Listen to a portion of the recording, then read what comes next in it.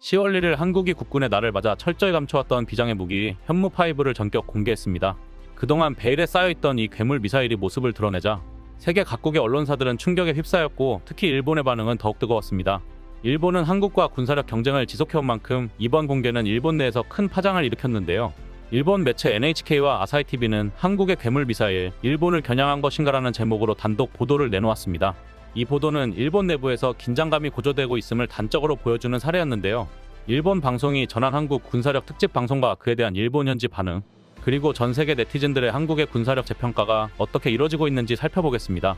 영상 시청 전 구독, 좋아요는 큰 힘이 됩니다. 믿을 수 없는 속도로 군사력을 키워온 한국, 이제는 전 세계 5대 군사 강국으로 우뚝 섰습니다. 하지만 그 놀라운 성장에도 불구하고 이번에 한국이 공개한 현무5는 그야말로 상상을 초월하는 수준입니다. 무려 괴물 미사일이라는 이름에 걸맞게 가공할 만한 위력을 자랑하며 등장했는데요. 8톤에서 9톤가량의 탄두를 싣고 최대 5,000km까지 격추시킬 수 있는 이 어마어마한 괴물 신무기 현무5가 마음만 먹으면 단 한 발로 어느 나라든 그 국가 전역을 쑥대밭으로 만들어 버릴 수 있기 때문입니다. 그렇기에 현무5의 엄청난 위력과 존재감은 일본을 불안에 떨게 만들기에 충분했습니다. 언제나 그랬듯이 교활한 방법으로 독도를 노리고 있는 일본이기에 이번 현무5의 등장은 그들의 야욕을 단숨에 무너뜨릴 강력한 경고가 된 셈입니다. 아시다시피 일본은 여전히 끊임없이 역사 왜곡과 경제 보복을 시도하고 있습니다. 독도를 자신의 영토라고 주장하기 위해 교과서에 왜곡된 역사를 담고 심지어 자국민들에게까지 거짓된 정보를 퍼뜨리고 있으며 과거 강제징용 문제와 위안부 문제에서도 일본은 역사적인 책임을 인정하지 않고 오히려 한국을 비난하며 피해자들의 아픔을 무시해왔습니다. 경제적 보복도 그들이 자주 쓰는 카드입니다. 한국이 일본의 과거사 문제를 정당하게 비판할 때마다 일본은 경제적 압박을 가하며 한국을 흔들어 보려 했습니다. 특히 이번에는 그동안 독도만을 노리던 일본이 울릉도까지 침탈하려는 야욕을 드러냈습니다. 전 세계 산악인이 이용하는 한 유명 사이트에서 울릉도를 일본 땅으로 표기하는 심각한 오류가 발생한 것인데요. 해당 사이트에서 울릉도를 검색하면 일본 영토로 소개되고 있으며 이는 단순한 실수가 아니라 의도적인 역사 왜곡이라는 의심을 불러일으켰습니다. 문제는 여기서 그치지 않았다는 것입니다. 배경 사진으로 울릉도가 아닌 독도의 사진을 사용해 마치 독도까지도 일본 영토인 것처럼 오해를 살 수 있는 상황을 만들어냈는데요. 이러한 표기 방식은 독도가 일본 땅이라는 일본의 주장과 맞물려 큰 논란을 불러일으켰습니다. 그러나 한국은 더 이상 일본의 역사 왜곡과 영토 야욕을 좌시하지 않음을 분명히 했습니다. 마침내 일본을 단숨에 파괴시켜버릴 현무5의 등장이 그 모든 도발에 대한 강력한 경고로 받아들여졌는데요. 아니나 다를까 일본 극우 세력들은 한국의 괴물미사일 등장에 격렬한 반응을 보이며 즉각적인 대응을 요구하고 나섰습니다. 그들은 이건 한국이 일본을 노골적으로 겨냥하고 있다는 명백한 증거다. 더 이상 한국의 군사적 도발을 좌시해서는 안 된다며 군사력 증강과 자위대 강화에 대한 요구를 강하게 주장했습니다. 또 다른 극우 세력은 한국이 현무5를 공개한 것은 일본에 대한 선전포고나 다름없다. 현무5는 북한을 핑계로 개발되었지만 실제로는 일본을 겨냥한 것이다. 한국이 일본과의 군사 경쟁에서 우위를 점하려는 목적을 분명히 하고 있다. 우리도 더 이상 방관하지 않을 수 없다며 선동적인 발언을 쏟아냈습니다.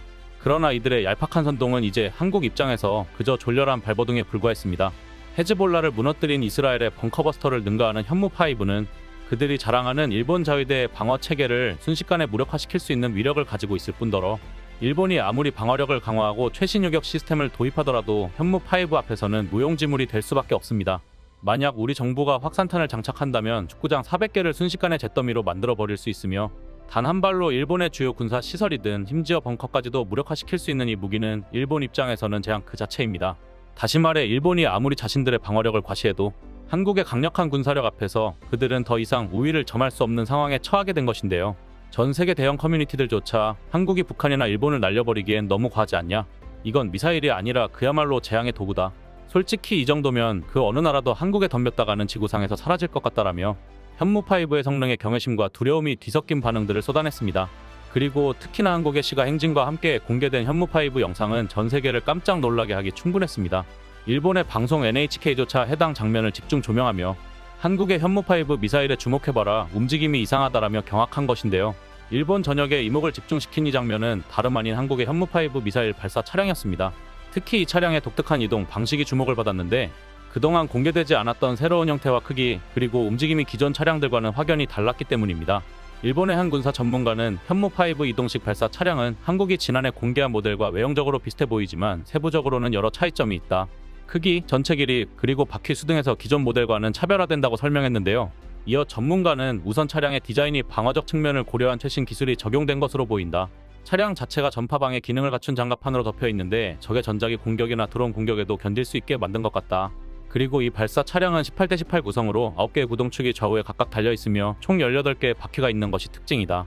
기존에 공개된 10대신 모델은 좌우 각각 5개의 바퀴가 달려 있었지만 이번 차량은 그 파괴력만큼이나 무거운 현무5의 무게를 견디기 위해 바퀴 수가 늘어난 것으로 보이는데 탄두만으로도 약 8톤에서 9톤에 달하고 미사일 전체의 무게가 36톤에 이르기 때문이다. 특히 이번 차량은 일반적인 군용 차량과는 달리 9개의 차축의 후륜 조향 장치가 장착되어 있다. 이 시스템은 운전 시 모든 바퀴가 좌우로 동시에 움직이도록 설계되어 차량이 좌우 대각선으로 평행 이동할 수 있게 만들어준다. 이는 미사일 차량의 회전 반경을 최소화하여 좁은 공간에서도 자유롭게 방향을 바꿀 수 있는 능력을 제공하며 적의 탐지를 어렵게 만드는 중요한 전술적 이점이 된다. 즉 차량이 쉽게 대각선으로 움직일 수 있는 기능 덕분에 미사일을 발사 준비 위치로 은밀하게 이동시킬 수 있으며 적의 정찰 위성이나 레이더에 포착되지 않고 여러 지형에서 기동할 수 있는 매우 중요한 요소로 작용할 것이다라고 강조했습니다. 이에 일본 네티즌들의 폭발적인 반응이 이어졌는데요. 이게 무기라고? 말 그대로 괴물 그 자체잖아. 진짜 이렇게 거대한 건 생전 처음 본다. 한국이 이렇게까지 강력한 무기를 만든 이유가 대체 뭘까?